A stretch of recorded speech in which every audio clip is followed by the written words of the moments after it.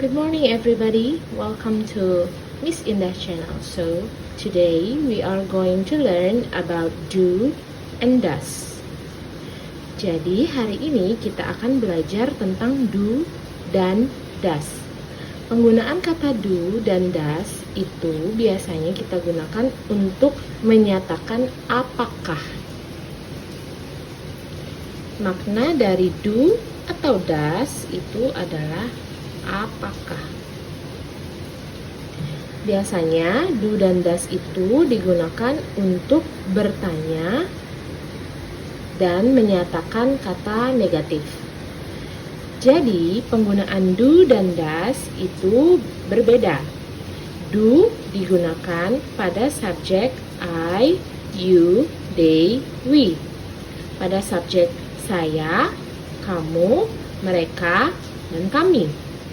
Maka keempat subjek ini pasti digunakan oleh do. Misalnya, do you read this book?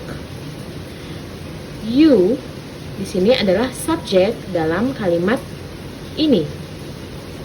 Kemudian karena dia bertanya, maka ditambahkan do di depannya.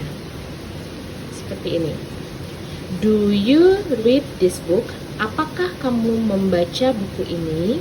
Jadi, jika kamu menemukan kata you, kamu, I, they, we, maka saat dalam pertanyaan itu pasti ada kata do-nya. Do I read this book? Do they read this book? Do we read this book? Jawabannya bisa yes, I do, atau no, I do not.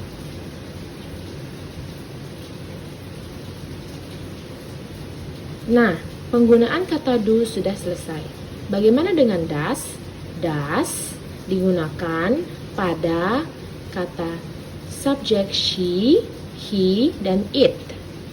She menyatakan dia perempuan, he menyatakan dia laki-laki, it itu menyatakan benda atau hewan. Contoh ada di sini. Does your mom cook this pasta? Apakah ibu kamu memasak pasta ini? Nah, your mom di sini adalah satu kesatuan yang berarti ibu kamu. Let's say she. Nah, karena dia perempuan, maka pertanyaan apakah itu diawali dengan does, bukan dengan do. Jadi seperti ini contohnya. Does your mom cook this pasta? Misalnya kita ganti menjadi ayah. Does your father cook this pasta? Seperti itu. Atau kita akan ganti your mom ini menjadi she. Does she cook this pasta? Atau does he cook this pasta? Itu bisa. Nah, bagaimana jika ada kalimat atau kata seperti ini? Kata seperti ini adalah bagian dari 5W1H. 5W1H akan kita pelajari nanti. Jadi, where di sini berarti di mana. Nah, kata di mana ini tidak mempengaruhi do atau does dalam kalimat. Karena dia, do dan does ini tergantung pada subjeknya. Misalnya seperti ini. Where do you come from? Jadi subjek dalam kalimat ini adalah you. Maka pertanyaan ini harus diawali dengan kata do. Karena dia you. Sedangkan kalimat di sini subjeknya adalah your father. Your father artinya ayah kamu. Dia seorang laki-laki. Jadi dia adalah he di sini. Maka diawali dengan does, bukan do. Jadi, where does your father come from? Kemudian, cara menjawab dua kalimat pertanyaan ini biasanya lebih panjang daripada dua kalimat pertanyaan di bawah ini. Jika do you read this book atau does your mom cook this pasta adalah jawabannya yes atau no. Jika where do you come from dan where does your father come from ini jawabannya lebih panjang, artinya lebih perinci. Misalnya, where do you come from? Asal kamu dari mana? Maka jawabannya adalah I am from Bali. Begitu juga dengan kalimat pertanyaan yang kedua. Where does your father come from? Di mana ayah kamu berasal? Atau dari mana ayah kamu berasal? Let's say ayah saya berasal dari Jakarta. He is from Jakarta.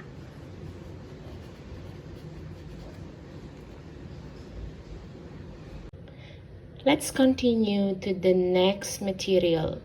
Jadi hari ini kita akan lanjut ke pelajaran to be. To be itu ada 3. Is, am, are. Jadi penggunaan is, am, are itu biasanya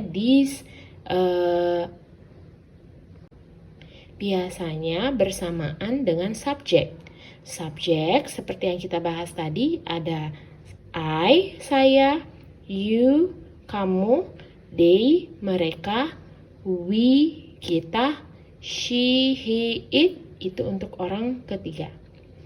Nah, penggunaan kata to be itu beda-beda fungsinya. Ada untuk menyatakan pekerjaan, ada untuk menyatakan data diri, ada yang untuk menjelaskan kegiatan yang sedang kamu lakukan.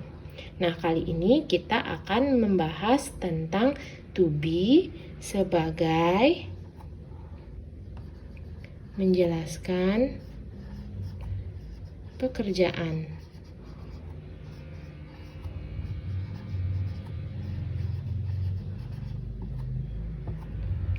Oke.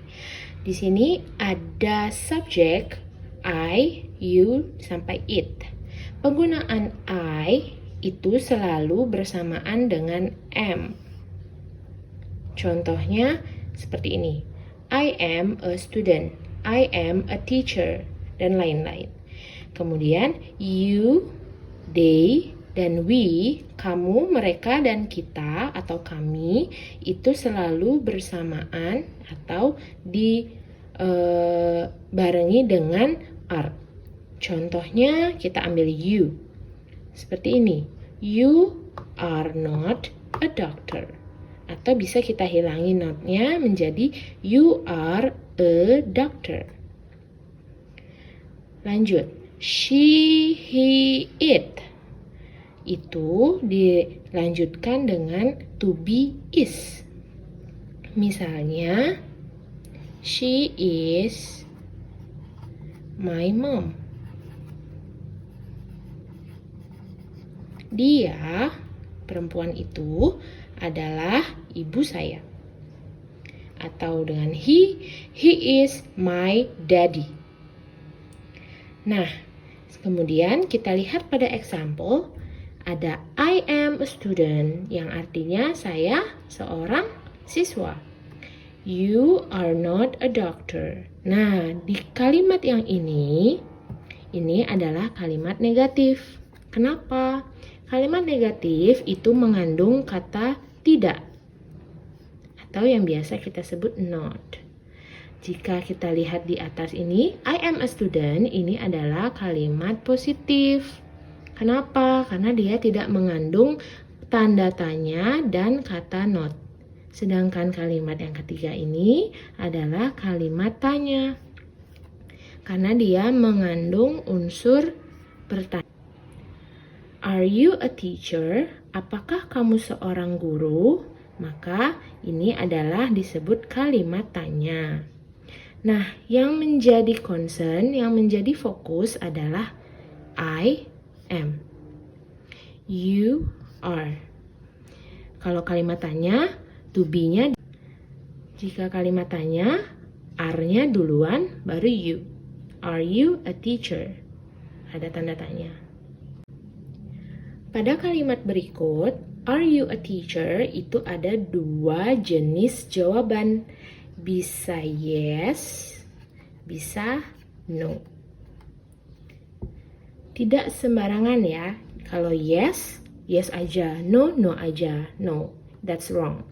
Yang betul adalah jika pertanyaannya are you a teacher, maka jawabannya itu yes, I am.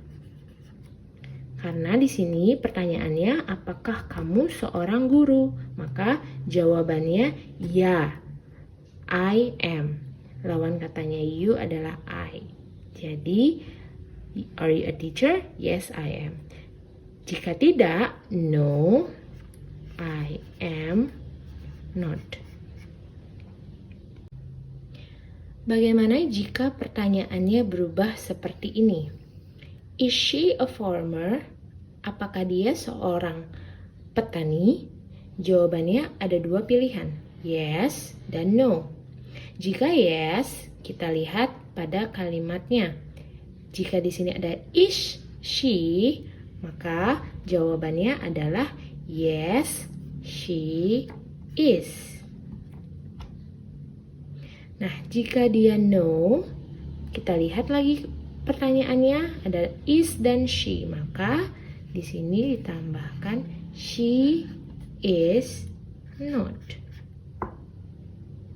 Sama juga jika she ini diganti dengan he, maka kata di sini juga akan berubah.